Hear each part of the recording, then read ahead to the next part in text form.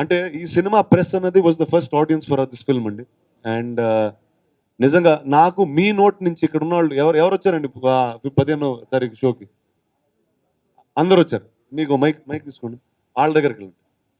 ఇది 15th రోజు ముందు రోజు చూసి ఇలాంటి సినిమా చేస్తున్నాడంటే అంటే మీరు ఏ ఎక్స్పెక్టేషన్తో వెళ్ళారు, మీ ఏ అనుభూతితో బయటకు వచ్చారు, నాకు మీ నోట్ నుంచి తెలియాలండి. తెలుగు సినిమాలో ఇలాంటి వాళ్ళు కూడా తీయగలిగేంత సత్తా ఉందని నిరూపించిన సినిమాగా ఫీల్ అయి బయటకు వచ్చారు. థ్యాంక్ యూ అండి, thank you very very much. అలా నిజంగా అంటే ప్రతి ఒక్కళ్ళు అండి, ప్రెస్లో ప్రతి ఒక్కళ్ళు it was really really supportive of all of you. And once again thank you very very much. ఇలాంటి సక్సెస్ని ఇచ్చినందుకు అంటే నాకు ఇంకా ధైర్యం వస్తుంది, ఇంకా కొత్త కొత్త సినిమాలు చేయాల్సిన ధైర్యం. లేకపోతే ఐడియాలు నా దగ్గర ఉంటే ఇలాంటి ప్రొడ్యూసర్స్ ఎప్పుడు ముందుకు రారు. బట్ థ్యాంక్ యూ అండి, thank you very very much. అంటే మాకు చాలా అంటే ఇంగ్లీష్లో బ్లూ ఫిష్ అని రాసి పెట్టేశారండి ఓ పుస్తకం.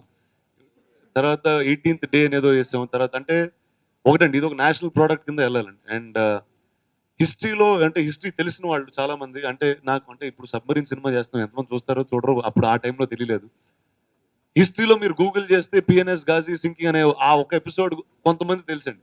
సరే ఆ తెలిసిన కొంతమంది అన్న ఈ సినిమా చూస్తారని ఒక ధైర్యంతో పెట్టామండి అంతే. నేను నటుడు అయినప్పటి నుంచి ఏదో కొత్త ట్రై చేద్దామనే ఒక ప్రయత్నంలోనే ఉన్నాను. కానీ గాజీతో జరిగిన ఒకే ఒక సక్సెస్ ఏంటంటే సంకల్ప్ లాంటి చాలా మంది ఫిల్మ్ మేకర్స్ ఉన్నారండి ఇక్కడ, కానీ ఇండస్ట్రీలో పరిశ్రమకి చాలా దూరంగా ఉన్నారు.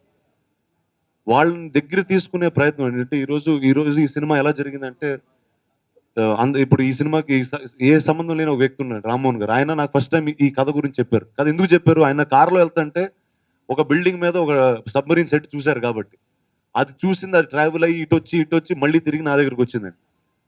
సో ఇలాంటి బోల్డ్ మంది ఫిల్మ్ మేకర్స్ ఉంటారు, వాళ్ళని తెచ్చే అవకాశం కూడా మనకు ఉండదు. సో నాకు ఆ కథ ఫస్ట్ టైం విన్నప్పుడు సంకల్ప్ గారిని కలను కూడా కలలేదు, ఫస్ట్ టైం చదివాను యాక్చువల్లీ. అంటే నిజంగా ఒక జానర్ సినిమా తెలుగులో చేయొచ్చు, చేస్తే ఈ స్థాయికి వస్తుంది అనే నమ్మకం అంటే ఫస్ట్ నాకు ఆయనతో వచ్చిందండి. అంటే ఎవరు లేకపోయినా కూడా ఆయన చేసేద్దామని ముందుకెళ్ళండి.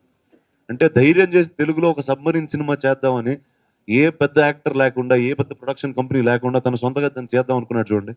ఒక ఫిల్మ్ మేకర్కి దానికన్నా ఏ స్ట్రెంగ్త్ అక్కర్లేదండి, అది ముందుకు తీసుకెళ్తుంది దాన్ని. So I'm hoping like Sankalp I meet a lot more film makers and I can make a lot more films. అంటే నేను రెగ్యులర్గా చూస్తూ ఉంటా ఈ షార్ట్ ఫిల్మ్ మేకర్స్ ఇవన్నీ రెగ్యులర్గా నెట్లో కానీ యూట్యూబ్లో కానీ. So I been talking to this team called SIIMA అంటే అవార్డ్ ఫంక్షన్ చేసేవాళ్ళు.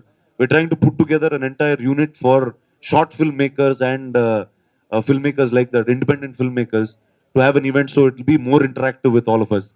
So I'm hoping that I will get many more Sankalps in my life.